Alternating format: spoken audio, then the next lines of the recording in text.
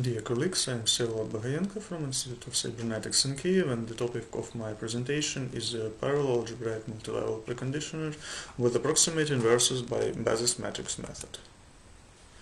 I will start from some brief introduction in the context of this research. The need to solve linear algebraic systems arises in mathematical modeling of a lot of physical phenomena, in particular when jointly modeling processes of different speed. In many cases, linear systems have ill-conditioned sparse matrices of large size, and in these conditions iterative methods are most commonly used, but however they exhibit serious convergence problems. The main method used to improve the convergence is the application of preconditioners that are the matrices whose multiplication on sparse matrices leads to the decrease in the condition number. Since an ideal preconditioner is an inverse matrix, many of them are built as its approximation. The most commonly used methods for constructing preconditioners are incomplete decompositions, incomplete inverses, and multi-grid methods. We study algebraic multilevel iteration method that belongs to the later class. The speed of this type of preconditioners is low compared to other types, and the time spent on their application takes most of the time spent to obtain linear system solution. This makes crucial the development of parallel schemes for these algorithms. While the algebraic multilevel iteration is shown to have a good performance on shared memory system, its parallel implementation on cluster systems and more generally distributed memory systems are poorly studied, and the presented study is trying to fill this gap. So, let us first look at the general scheme for the algebraic multilevel iteration preconditioner application. Our problem is to solve the linear equation system preconditioned by some approximation of its inverse matrix as shown on the slide. In algebraic multilevel iteration preconditioner, we split the matrix into 2 by 2 blocks, doing it lower upper factorization that is represented through matrices Schur complement.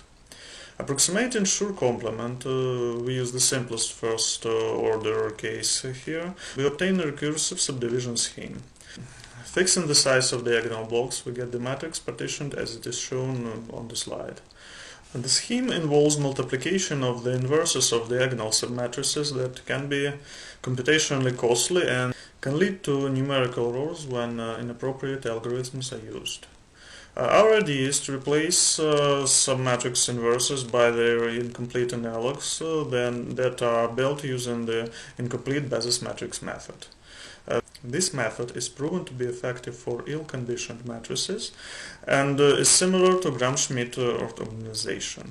It performs incomplete transformation, restricting the set of matrix elements that are changed. In the process of linear system solution using some preconditioned transpose-free iterative method, incomplete inverses of diagonal submatrices are performed once per system solution. It's usually called an initialization procedure. Further, the two-step recycle scheme is used to multiply matrices on vectors while solving the linear system. To make such an algorithm run in parallel in distributed memory systems, we applied the data partitioning scheme shown on the slide 4. Here, each of row blocks of submatrices is distributed onto the system of processes by blocks of rows. Each process stores blocks of rows of submatrices and can perform multiplications that arise while applying the preconditional in parallel. The example of such partitioning with 3 row blocks and 3 processes is shown on the slide 4. Using such a partitioning, we construct a parallel algorithm of preconditioners application that have 2 parts. The first part is an introductory part, performed once per system solution, on which incomplete inverses of diagonal submatrices are obtained in parallel. We use the ability of the basis matrix method to assess inversion accuracy on its iterations. We set the accuracy threshold, and if incomplete inversion accuracy falls below it, we perform complete inversion that requires much more computational time but ensures total accuracy of the solution. For this purpose, we construct for each process the sequences of submatrices to make them evenly loaded as far as it possible. This is ensured by approximately the same number of non-zero elements that are processed by each of the processes. Before performing calculations, processes exchange the values of matrix elements to make them completely stored within the memory of a single process. Then complete or incomplete inverses are done by the processes in parallel. And finally, processes exchange the values of inverted matrices to restore the initial partitioning. The second part of the algorithm is the parallelization of the cycle of multiplication of preconditioning matrices on some vectors.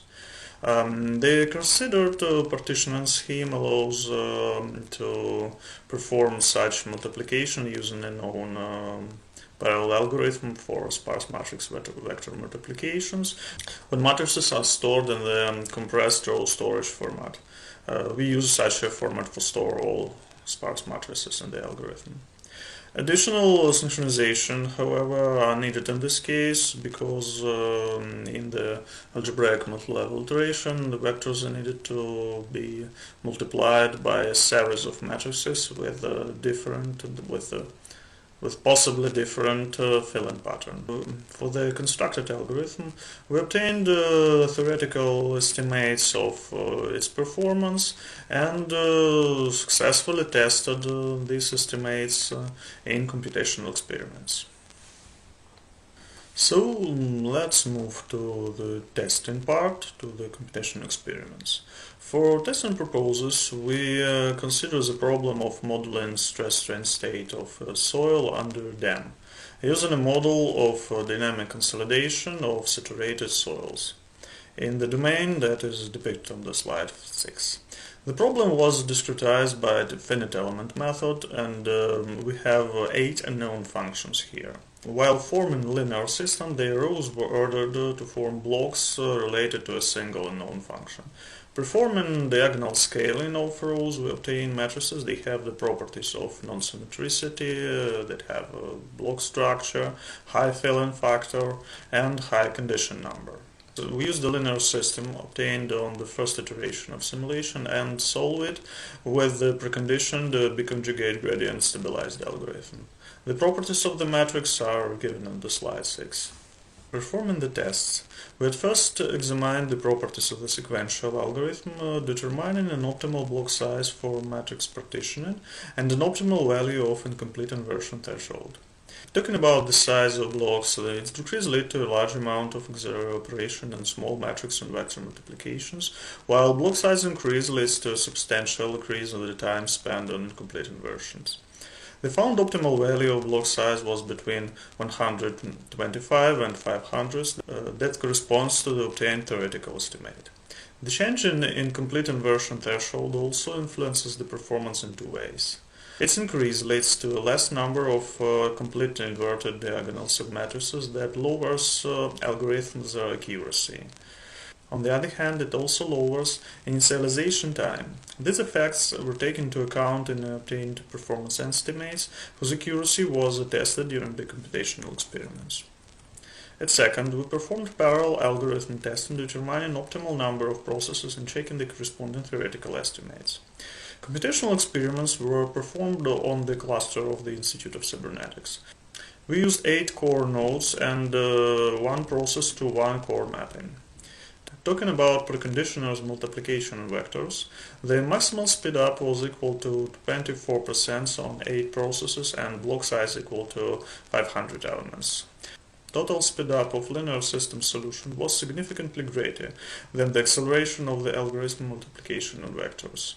It is due to higher scalability of the parallel implementation of the initialization procedure. When we reduce the block size, this time becomes smaller, but the need for a larger number of synchronization while doing matrix vector multiplications reduces algorithm performance and scalability. So we can conclude that the proposed parallel algorithm is an efficient solution only when a small number of computational resources is allocated. In the last series of tests,